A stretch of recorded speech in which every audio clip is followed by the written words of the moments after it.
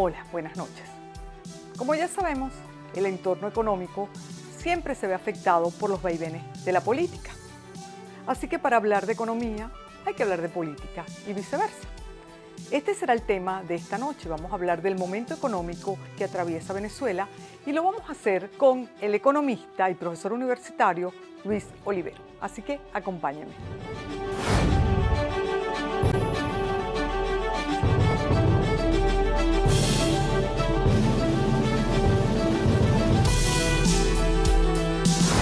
Luis, bienvenido, es un placer tenerte aquí. No, vale, muchas gracias a ti por la invitación. Para conversar sobre todo de tu área de interés y de especialidad, que es la economía. Muchas gracias, muchas gracias. Siempre en economía hay muchas cosas que hablar y más en una economía como la venezolana. Que además la economía venezolana, como la economía de cualquier país, va de la mano con la política y viceversa. Sí, yo diría que lamentablemente en Venezuela es más arriesgada, es más fuerte esa relación. Yo creo que también por un tema institucional y por la dependencia del sector privado hacia el sector público. Porque hay otros países que obviamente siempre hay relación, pero no hay tanta relación como la que puedes ver en Venezuela. Y, oye, a mí me encantaría que no fuera tanta esa dependencia, tan fuerte esa relación, pero bueno, es el país que tenemos y es el país que hay que analizar y en el cual hay que vivir. Bueno, de la mano de la incertidumbre política suele venir la incertidumbre económica. Claro. Y para los especialistas, pues nunca es tanto, porque manejan variables y hacen prospectiva y se proyectan los escenarios. Y por lo tanto, a nivel personal para ti, como para tus alumnos o para las empresas a las que eventualmente puedas asesorar o te puedan consultar, siempre es mucho más fácil. Pero al ciudadano común, al ciudadano a pie, pues siempre tiene un poco más de incertidumbre. Entonces, bueno, vamos a hablar de este momento, para eso estás aquí. Y justamente hoy que estamos grabando, pues en el día de ayer se produjeron una serie de noticias, de informaciones que son de interés económico, como un aumento salarial, como un nuevo impuesto que se le debe pagar al Estado, pero por parte de las empresas. Sí. Y bueno, y todo eso en este momento pareciera una carga impositiva importante para las empresas. Sí. Y bueno, tal vez la gente también tenía otras expectativas, pero este es el país que tenemos y esta es la realidad. Entonces, a partir de esa realidad me gustaría tu opinión. Bueno, a ver, empecemos con el aumento del ingreso, porque no hubo aumento del salario mínimo, sino aumento del ingreso. Bueno, si bien es una buena noticia porque van a ganar más dinero, no es el aumento que la gente esperaba, ¿no? La gente esperaba más un aumento por el ingreso, un porcentaje mayor, pero bueno, el gobierno lo ha dicho varias veces y parece que es así por las restricciones fiscales que tiene. No hay tanto dinero para pagar esos sueldos. Ojo, no es que yo no tengo el dinero, ¿no? Sino uno analizándolo, porque mucha gente se pone bravo con uno cuando uno dice eso, pero el Estado venezolano hoy no tiene suficientes recursos para pagar un sueldo más grande. Y hacerlo de manera irresponsable, como se pudo haber hecho en años anteriores, te genera inflación, te genera presiones en el tipo de cambio. Entonces, oye, a todos nos gustaría que el salario mínimo estuviera en $500. Si no impacta la inflación. Te va a impactar a la inflación porque también recordemos que el salario tiene mucho que ver con productividad. Y si tú estás pagando por encima de esa productividad, bueno, te generas un conjunto de problemas en la economía que no nos vamos a poner tan académicos aquí. Pero ciertamente es un incremento interesante, un incremento de 30% importante. El gobierno hacía una comparación que me parece válida. En lo que va de año hemos aumentado el sueldo en un porcentaje, creo que era 80%, que digan, 70 y pico por ciento, en dólares. Y eso es importante entenderlo. El gobierno habla de dólares. Sí, eso también me llamó la atención. Y se va a hacer otra pregunta. Por primera vez se habla abiertamente de una moneda extranjera. Mira, ¿sabes que yo hablo de eso con mis estudiantes? Porque yo le digo, bueno, ¿cuánto cuesta una harina de trigo? Pero digámoslo en bolívares. Yo sé que así. En dólares no, $1. Más o menos. 0,95, por ahí va más o menos el dólar. Porque es más fácil para uno aprenderse los precios en dólares. Primero porque son más chiquitos, pero segundo porque son más estables. En bolívares, por todo esto que nos ha pasado de inflación, es como más complicado aprendérselo. Y todo el mundo, o sea, el tema de la dolarización no es completa en la economía. Y si tú ves los balances de la banca, ha disminuido los depósitos en dólares de la banca, los venezolanos tenemos chip de dólares.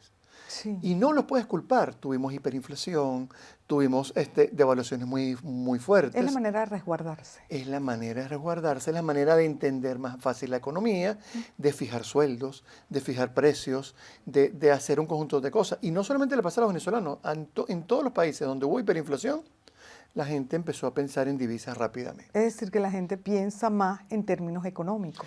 La gente piensa mucho en términos económicos. Claro, Y porque es un aprendizaje. es el día a día, pero aparte es lo que tú consumes, es la comida, es los servicios, es si quieres hacer un viaje. O sea, el tema económico es fundamental para las personas. Hace unos años las encuestas te decían que el principal problema del venezolano era la inseguridad. Sí. Todos sabemos muy bien por qué. Sí, claro. Ahorita es el tema económico. Sí. Y es obvio, o sea, ahorita ya no hay, gracias a Dios, ya no hay escasez, o la escasez es muy baja. Ahora tu tema es, bueno, cómo yo genero los ingresos para comprar lo que yo necesito. Y el tema netamente es económico, cómo generar ingresos. Una noticia entonces es el aumento salarial, el aumento Sí. integral salarial. La otra noticia es la carga fiscal que va a Sí. estar sobre las empresas, una nueva. Sí. ¿Cómo ves tú eso? Mira, a ver, en este momento estamos grabando, no tenemos información. Sino Se la habla- teoría. La teoría. Se habla de un porcentaje sobre el sueldo de cada trabajador. Vamos a suponer que ese porcentaje sea 5%. Bueno, si una persona gana $200, la empresa tendrá que poner $10 en ese fondo. Tú dices, bueno, $10 no es nada, pero ya va. a Si eso la vamos. empresa tiene 3.000 Ajá. o 2.000 o 1.000 Exacto. o Pero 500. Pero no solamente esa no es la única carga fiscal que Ajá. tiene. Tienes un conjunto de impuestos, Sí. entonces va sumando más temas para fiscales y la ganancia de la empresa se disminuye. Esto va a afectar a las empresas medianas, pequeñas. Debería afectar a todos. Insisto, no tenemos la ley aquí, no ha salido este tipo No, de es que cosas. estamos grabando justamente un día después de los Exactamente, anuncios. exactamente. Y tenía que preguntarte, No eres vale. economista. Por favor, gracias. No, chévere. Pero el tema es ese, hay que hacer el disclaimer para Claro. que la gente entienda. Pero sin duda, yo siempre digo, las empresas necesitan ganar dinero para invertir. Claro. O tan Y sencillo para como generar más empleo. generar más empleo, tan sencillo. Una persona se mete a empresario para, oye, hacerlo bien, tener un hobby, pero también para ganar dinero. Sí, claro. Entonces, oye, quitarle más porcentaje de las ganancias, eso indudablemente genera costos. Y muy posiblemente habrán empresas que esos costos los transferirán a los precios. Sí. Entonces, mira, tenemos hasta abril tenemos una inflación más o menos de 6% en lo que va de año. Que ha estado controlado. Ha estado bastante controlada, pero ojo, para nosotros ha sido una maravilla, 6% en 4 meses es una maravilla. Sí, claro. Estados Unidos 8 en un año era un problema. Sí, claro. Es que nosotros veníamos acostumbrados a otros niveles. Claro, sin duda. Y ojo, qué bueno, estamos felices de 6% en 4 meses. El tipo de cambio no se ha movido, también es una buena noticia. Ahora bien, todas estas cosas, aumento de salario, más carga fiscal para las empresas, me hacen pensar a mí a una inflación un poco mayor para mayo. No vamos a llegar otra vez a los 10, 15 tal vez, pero sí un porcentaje un poco mayor de inflación. Aquí el tema es, bueno, fiscal. El gobierno hoy no tiene tanto problema. El gobierno ha reducido el gasto de manera importante. Muchísimo. Tenía gastos de hasta 50 puntos del PIB. Lo redujo a casi 20 o menos. Una reducción del gasto brutal, importantísima. Se han hecho esfuerzos importantes Esfuerzos en medio de la importantísimos. situación política que tenemos. Es más, y si tú analizas el discurso del gobierno, habla de, cuando aumenta el salario, te habla de dónde va a sacar los recursos. Eso no pasaba antes. Antes aumentaba el salario, bueno, veamos de dónde saquen los Pero recursos. también eso puede venir dado por todas las informaciones que han salido recientemente de situaciones de corrupción y todo el mundo sabe que no hay dinero. Y que aprendieron la lección del tema pragmático en la economía. O sea, los asesores económicos han hecho un buen trabajo en ese aspecto. Ahora se habla de equilibrio fiscal, se habla de que si tengo déficit fiscal eso muy posiblemente me va a generar inflación, de que tengo que controlar o hacer que la tasa de cambio no sea tan volátil para que no tenga efecto Pero en la ¿cómo se le inflación. explica eso a la gente común? Mira, el tema es que, por ejemplo, si usted en su casa, si usted gasta más de lo que el ingreso, usted tiene que financiar esa parte del gasto. ¿Cómo la financia? O buscando ingresos o recortando gastos. El gobierno recortó gastos de manera importante, pero sigue teniendo una brecha muy, muy grande. El gobierno no se puede endeudar, entre otras cosas por el tema de sanciones, que después lo podemos conversar. Claro. Pero tienes entonces que ir al Banco Central a que te dé esa plática extra que te falta y esa plata que da el Banco Central, eso va a inflación. Entonces, si yo disminuyo de manera importante o minimizo ese financiamiento monetario del Banco Central, ralentizo, disminuyo la velocidad en la cual la inflación estaría aumentando. que tengamos menos inflación es una buena noticia, porque mucha gente me empieza, bueno, pero eso no es sostenible. Bueno, pero que no tengamos, que tengamos inflación baja ahorita es una excelente Sí, noticia. claro, y que hayamos estado así en los últimos meses es una excelente Es noticia. buenísimo, porque tan sencillo como que lo que tenías en el bolsillo sigue comprando más o menos lo mismo que lo que compraba hace unos meses. En la Venezuela de hace 2, 3 años, sabíamos muy bien que el que tenía bolívar estaba como loco viendo dónde lo gastaba. En el mismo momento que lo Y no era porque recibí. era patria, era porque sabía que mañana iba a valer menos. Sí. Entonces, bueno, y con la tasa de cambio es una de las variables que explica la inflación, porque la tasa de cambio es un precio más en la economía y es un círculo vicioso, aumenta uno, inmediatamente aumenta otro. Falta mucho por hacer en materia económica, sí, pero yo digo, y por favor no se van a poner bravos conmigo, hoy el manejo económico, porque uno dice estas cosas y hoy el manejo económico del gobierno es mucho mejor que el que tenía hace 2, 3 años. ¿Que es perfecto? No. Tengo críticas, muchísimas críticas, en mis redes sociales están esas críticas, pero ciertamente hoy por lo menos hablan de equilibrio fiscal, están hablando, el día comentaron la gasolina, mucha gente estaba molesta. Así es la manera en la cual me llega dinero a mí, o sea, me llega la renta petrolera. Que el gobierno te regale la gasolina no es sano. En ninguna parte del En mundo. ninguna parte del mundo pasa eso. Y en donde pasa, tienen problemas fiscales importantes. Eso es populismo. Y eso no viene de ahorita, eso viene de muchos años Los atrás. servicios se tienen que pagar. Lo que pasa es que la gente te dice, los servicios se tienen que pagar, pero tendríamos que tener un ingreso mínimo Estoy de que acuerdo, pueda totalmente de sostener acuerdo. eso que debemos pagar. Claro, Entonces hay totalmente que de buscar acuerdo. un equilibrio también Sí, y hay que darle respuestas a la gente de manera que la gente pueda respirar y pueda vivir mejor y podamos pensar todos en construir un país conjuntamente. exactamente. Yo ponía el día del anuncio, yo puse algo que decía, oye, ya las empresas tienen una carga fiscal Sí, importante. te leí, por eso Pa- te hice la pregunta. Porque, gracias, para que ahora le pongas otra carga. O sea, y en momentos en donde la economía no está precisamente bollante, la economía se ha estado moviendo. Si bien Están siendo muy prudentes, dirías tú. sí, pero poniendo la carga en el sector privado, que también ha sufrido mucho. El Sí, sector claro. privado se ha empequeñecido, el sector privado ha tenido muchísimos inconvenientes. O sea, yo creo que aquí colocarle más impuestos al sector privado no siempre te genera mayor recaudación. El Eso sector está privado es necesario y es imprescindible en cualquier país que apunte al desarrollo, claro. porque es el generador de empleos. Claro, y el sector privado te paga los mejores empleos, el sector privado busca ser competitivo, busca mejores ofertas, mejores servicios, mejores bienes. O sea, un sector privado bien manejado, con oportunidades de inversión, es bueno para todos en el país. Es el mayor empleador de muchachos y muchachas recién graduados de las universidades Claro, que claro. encuentran ahí el camino. Claro. Bueno, nosotros, por ejemplo, cuando nosotros revisamos los pensiones de estudio y yo me reúno con el sector privado para entender qué es lo que están queriendo. Claro, O sea, ¿qué profesional quieres tú? claro, para que esos muchachos encuentren un camino profesional y no se vayan del país. Y es que la academia no puede estar alejada de lo que está pasando en el país y de lo que está pasando en el sector privado. Y al revés, si el yo país fu- no puede estar alejado de la universidad. Es así, mira, si yo formo economistas teóricos, académicos, chévere, que los necesitamos para investigaciones, pero yo necesito economistas con herramientas suficientes para que vayan al sector privado a resolver problemas, a Claro, trabajar, ese tipo de cosas. claro. Y economistas, administradores, contadores. Pero eso tiene que estar muy de la mano. Insisto, y lo que tú decías, el sector privado es imprescindible, es fundamental. Claro. sea- Ahora, otro tema, porque eso da para hacer un programa, pero bueno, aquí vamos a tratar de abordar todos los temas que son de interés para nuestra audiencia, de interés para múltiples, las sanciones. Había muchas expectativas con relación al levantamiento total de sanciones. Sí. Y antes de iniciar esta conversación delante de las cámaras, yo te decía que yo sentía que había sido la mejor solución posible en medio de las expectativas de ambos sectores, de ambos extremos, aquí y fuera del país, Claro, claro. porque estamos un poco mejor.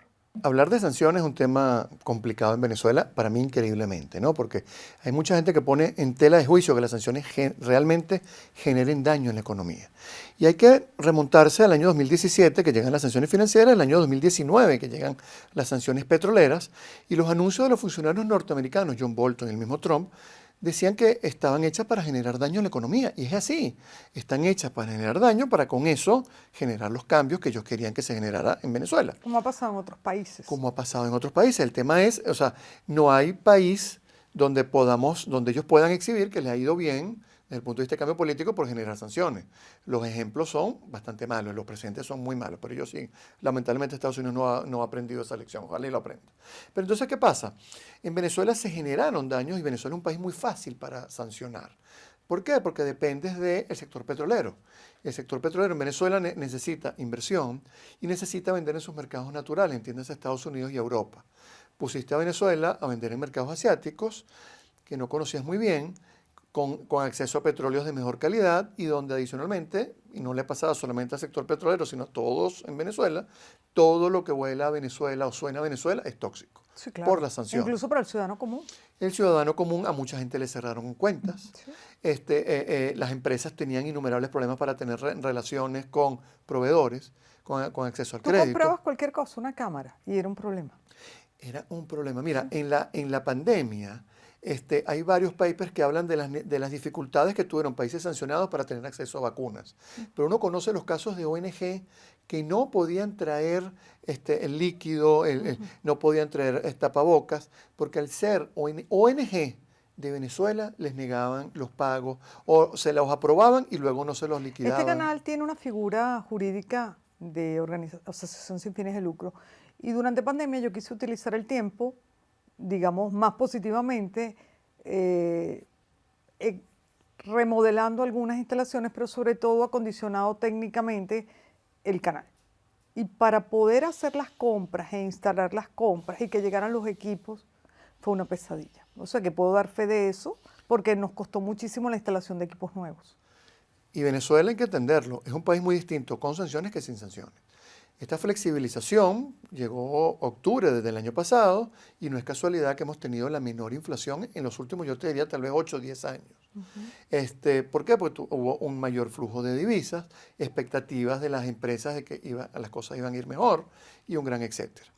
Ahora tenemos otra vez como un regreso de las sanciones, pero como tú bien decías, parecía como que la cosa es, o sea, no es que volvimos al escenario anterior, que eran unas sanciones muy, muy férreas, sino que entre esta nueva etapa, bueno, van a dar licencias individuales, pero no van a ser públicas, ¿no? Eso, Porque eso responde a una negociación bilateral, secreta, exactamente. donde si es secreta, pues el ciudadano común no tiene por qué tener la información, pero uno va viendo los hechos Claro, o las huellas que claro, dejan las claro, noticias. Pues. Claro. Y te ves que ahora las empresas, pues, por lo menos lo que son empresas petroleras, van a seguir trabajando, ninguno ha dicho que se va. Y a mí me llama la atención. Todo porque lo contrario, se todo han lo firmado contrario. muchas más. Se han firmado muchas más. Claro.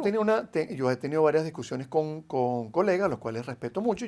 Hubo uno que decía que Venezuela estaba mejor con el tema de las sanciones, y yo le decía, echándole broma, bueno, vamos a cambiar los libros de macroeconomía y en el capítulo de crecimiento pongamos que las sanciones ayudan a que los países crezcan. Cosa que es una locura. No lo va a encontrar en ningún lado. No va a encontrar en ningún lado. Entonces, yo creo que más allá, cuando tú analizas, tienes que ser pragmático y tienes que entender que las sanciones estaban hechas para generar daño y para que las cosas fueran mal. Y ciertamente tuvimos escenarios muy malos, tuvimos años muy malos. Sí, claro. Y hoy con esta nueva visión del tema de sanciones, por lo menos ya la producción petrolera está cercana a los 900.000 barriles. Bueno, llegamos a estar en 350.000. Tenemos un escenario geopolítico diferente. No, claro, y sin duda ha ayudado mucho. Y tenemos un mundo que ha cambiado. Además, en este año en particular hay más de 80 elecciones en todo el planeta, sí, de las cuales 4 son en América Latina y 1 en Estados Unidos. Sí. Eso implica que va a haber un cambio aún mayor dentro de la política de muchos de estos países y el cambio geopolítico va a ser todavía más acentuado. Sí, entonces, tenemos una guerra en Europa y tenemos una casi guerra en Medio Oriente. Entonces, el escenario también es muy propicio para que la situación de Venezuela políticamente tenga que mejorar por el interés que hay sobre los recursos naturales, petróleo, gas, minerales, etcétera. Y el gobierno norteamericano no se sabe, o sea, Biden está muy mal en las encuestas. Entonces, oye, Trump suena que va a volver a ganar. Biden tiene que tratar de, por ejemplo, el tema del precio de la gasolina no se le vaya de las manos. Pero que tampoco sus seguidores vean que relajó la relación con Venezuela.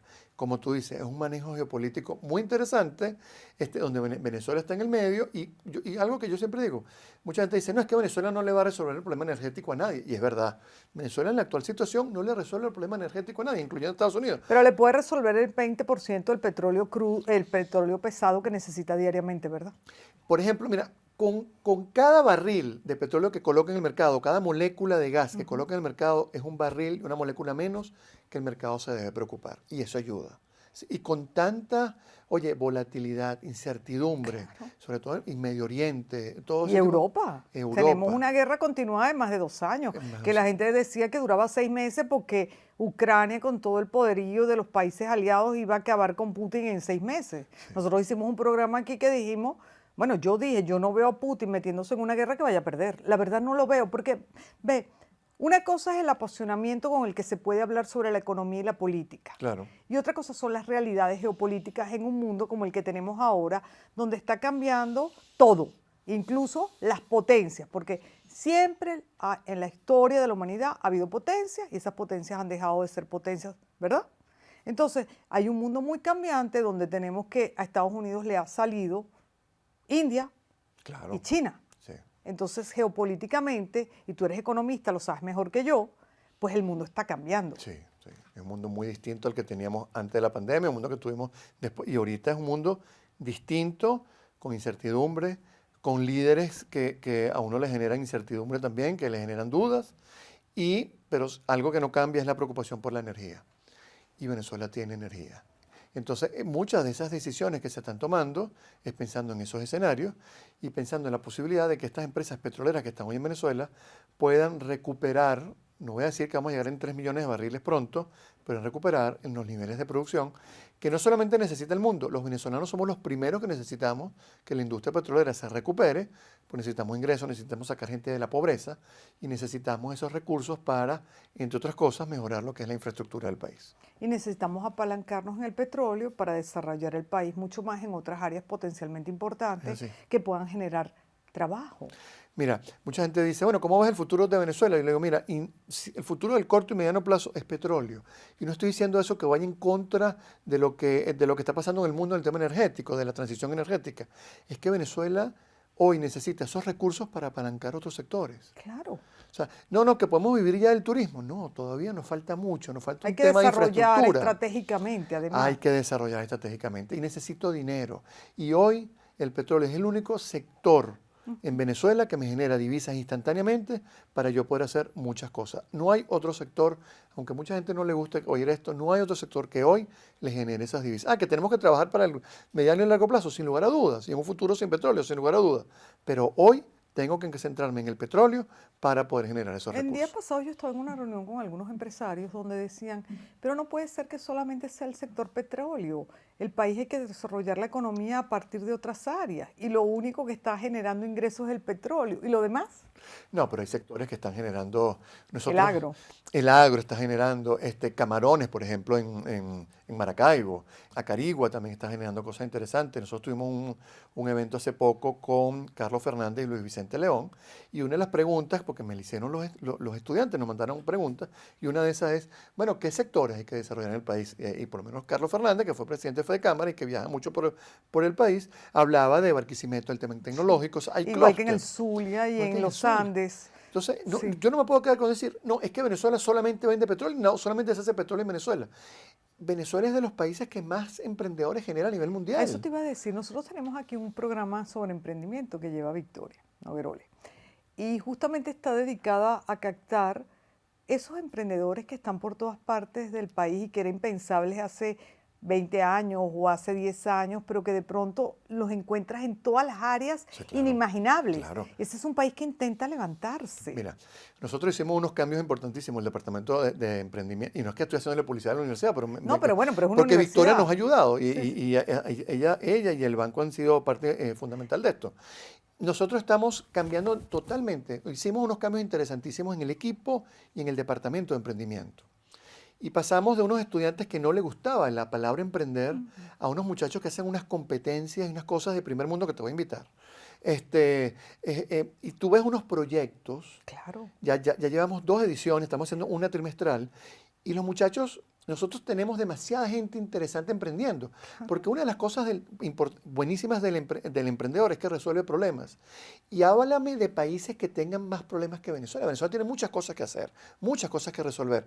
Y tienes una juventud, y aquí yo lo veo desde el punto de vista... Tienes que tener una visión fresca y dinámica y diferente de cómo abordar ciertas cosas. Y tienes que oír los pitch de esos muchachos a la hora de emprender, el cariño que le ponen, pero es eso.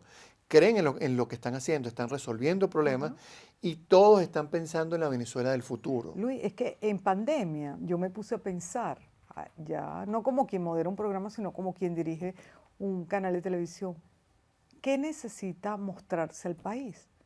Y yo dije, emprendimiento, Claro, tecnología, claro. turismo. Y esos fueron los programas que abrimos, nuevos, hechos por jóvenes para jóvenes. Bueno, Porque es lo que le tienes que mostrar al país, lo que bueno, tú haces con tus estudiantes. Victoria estuvo en en nuestro primer pitch, ella estuvo, y en el segundo no pudo estar porque estaba de viaje y nos mandó a una persona y le encantó. Y de Claro. verdad que te voy a invitar porque, o si no puedes tú, manda a alguien de tu equipo, porque más allá de la calidad de los proyectos, que es una maravilla, y de los chamos, Yo voy porque me encanta escuchar a los bueno, estudiantes. nosotros empezamos con, es una materia obligatoria en la universidad y son 96 proyectos que empiezan, Wow. van a una semifinal de 16 y luego una final de 6. Y tú te quedas, la buena vibra que te da todo esto, aparte de la educación y de todo este tipo de cosas, es cómo los muchachos orientan sus emprendimientos pensando en el futuro del país.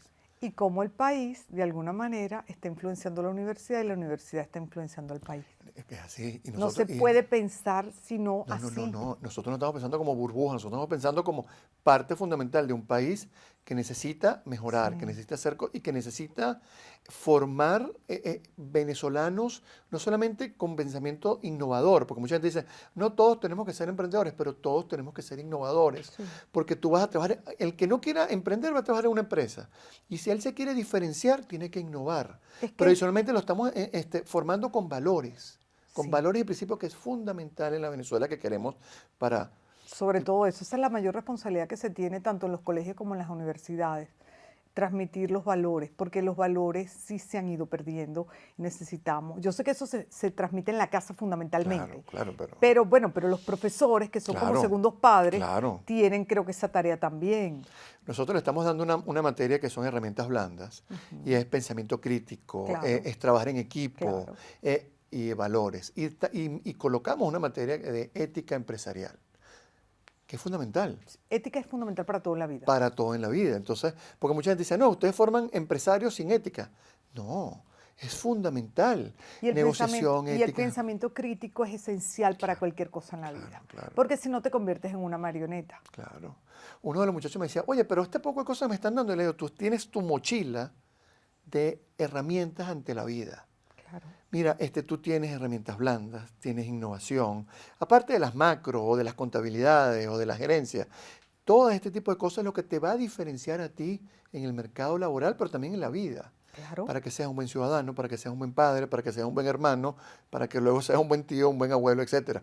Pero necesitamos formar a esos jóvenes porque son el futuro del país y queremos un país distinto. Ya las cosas malas pasaron, no me voy a volver. O sea, todos sabemos lo que pasó y queremos no repetir los Hay un errores. diagnóstico del país, entonces no nos podemos quedar en el diagnóstico. Claro, hay que solucionar problemas. Necesitamos ver cómo va el país de aquí a 20 años y a 40, porque los países se piensan, ¿verdad? Claro. Se piensan a 10, a 20, a 30 y a 40 años.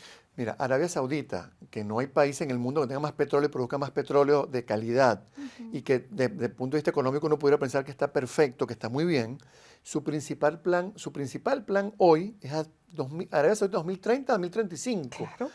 ¿Por qué? No es que se va a acabar el petróleo, no. Es que yo pienso en energía y pienso que ya están vendiendo el 5, el 10% de Saudi Aramco en el mercado, porque ese es el dinero con el que van a construir el país del futuro. Siguen pensando en petróleo, siguen siendo los principales productores de petróleo del mundo, todo ese tipo de cosas. Pero pensando en economía 2030, 2035 para las futuras generaciones, no pensando solamente en el petróleo y construyendo un país distinto. Hacia allá Los países se piensan. Los países se piensan, se planifican y se busca a los mejores para que lo puedan hacer. Gracias, Luis. Ha sido No, una vale, grata gracias a ti. conversación. Gracias a ti. Ha sido muy útil.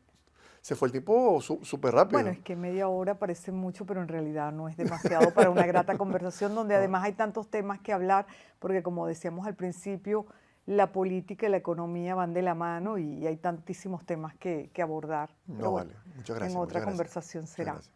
Gracias amigos, espero que le haya sido útil esta conversación que Luis Oliveros y yo hemos sostenido esta noche, así que los espero en la próxima oportunidad. Gracias.